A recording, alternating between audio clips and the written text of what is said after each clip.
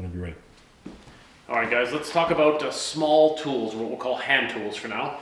These would be the balance of what we'll classify as the 10 things that need to be in your home toolbox as your starter kit. We're going to go through a bunch of different things, but we'll spend a little bit of time on each one, starting first with a really good utility knife. Now, this is, for a lot of people I've seen, they go to get a kitchen knife and they try and cut things. Knives that are not very sharp are actually dangerous knives. So I always tell people to have a really good utility knife. It should be in your little toolbox. This is what you should be cutting open your cardboard boxes with, cutting off screens, whatever it is you need to do. You will use these all the time, every day on a construction site. Two differences I want to point out. They make two different types of knives and they have to do with the thickness of the blade. So this is an 18 millimeter blade. This one here is a 25 millimeter, so this is a bit more heavy duty. You'll see this more on construction sites because the blades are not as brittle and they don't snap quite as easily. This is a great product to have at home.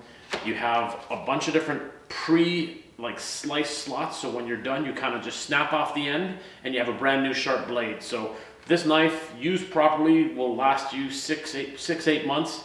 It'll stay sharp because when it gets dull, you just snap off to the next point. It's a twist lock, you untwist it, lift it up, and you're ready to cut. Hammers.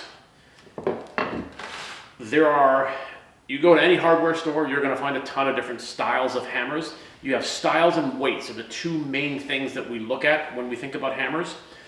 What I want to point out, there's always a weight rating. So this is a 16-ounce hammer. They start around 12 ounces, and obviously the lighter the ounce, just the lighter and easier it is to swing. When you start thinking about construction teams, they start going up into like 20, 26 ounce hammers because as you're swinging, they need a lot of force to move over wood or break things. I would always recommend a great starting hammer is a 16 ounce. It's heavy enough that you can do a little bit of damage with it, but not too heavy that it'll actually hurt your hand or you'll get tired swinging it after a period of time. A couple of components to the hammer that matter. This is the claw section. What we use this for is to actually help move pieces of wood, like as a little pivot. You can put an old nail in there and it actually can take a nail out of some wood. And it has a couple other uses. Guys hit pieces of wood and drag things with it, but that's what we call a claw hammer. This is a cheaper version of it. It's about half the price. It still does the same stuff. I think one of the things that I'll really talk about a lot as we go along and we start looking at tools is quality.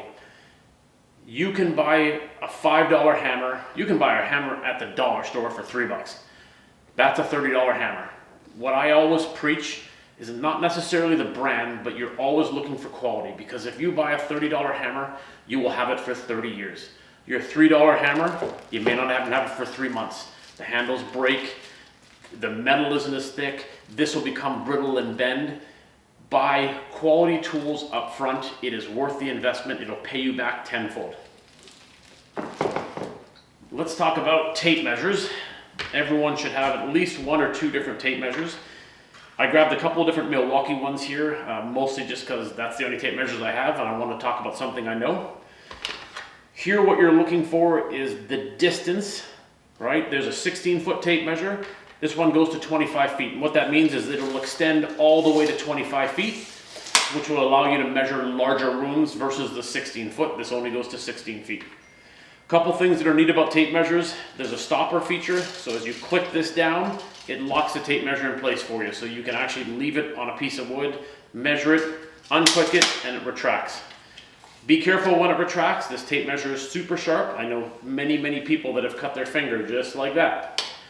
The other thing they do with the tape measure on the very bottom here, as you extend it out, your finger can become a stopper and it holds it in place.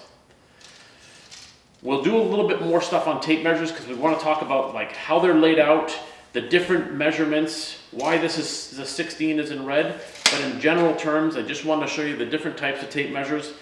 They all clip onto your tape or onto your belt.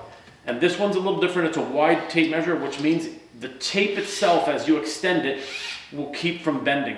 Cheap tape measures will actually snap like that.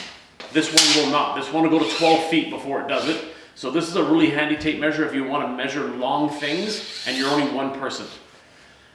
The last thing I'll mention on the tape measure, this little piece is designed to hook onto things. A piece of wood, that's how you can pull it across.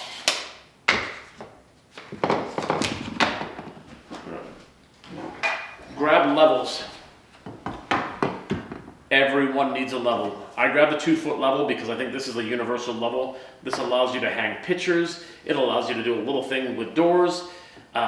These levels come in all different lengths and qualities. You can get what they call torpedo levels, which are about 6 inches long. You can go all the way up to a 10-foot level that does full walls. Qualities are different. This is simple plastic. This is much better metal. It has a magnetic strip, so this would actually stick on a magnetic wall, like a metal beam that's in your basement. And what we're looking for here, and the reason again, we're always going to talk about quality, this little bubble getting in between the lines is what tells you your level. These cheaper levels, they sometimes start to warp and they'll give you false readings. If you're going to get a level, you don't have to spend $40, but make sure you get something that looks robust, because these things fall all the time, and every time they fall, they become less level. Talk about screwdrivers. We're going to do a whole section on screwdrivers. It sounds really boring, but there's actually a lot of pretty interesting things that happen with them. These are multi-head screwdrivers, so typically what they'll do is, this one is a 6-in-1, which means inside of each of these little chambers is a different style of bit.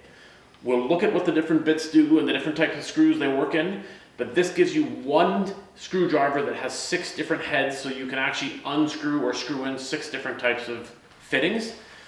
This one is a 14-in-1. This just gives you a little bit more optionality.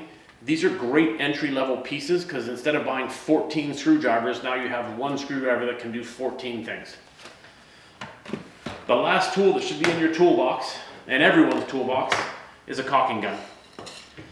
Now listen, just like we've talked about all along, they come in different sizes and strengths and quality. The cheapest ones are plastic, you can hear it. They will start to not work pretty soon in. Couple of things I'll point out about caulking guns that are interesting. They almost all have a piercing nozzle. This allows you to pierce the edge of the caulking gun, and they all have a nozzle where you can stick your caulking gun in there and it cuts off the tip. They all have a quick release mechanism, and they all work the same way by squeezing the trigger. When you start looking at the better caulking guns, you can see it right away. It's metal, it holds out better, the tip is bigger, and it actually, you can hear the action in here is much stronger and much longer lasting. Those are the tools. When you factor in these 6 tools and the 4 pieces you should have for health and safety, this is your beginning toolbox set.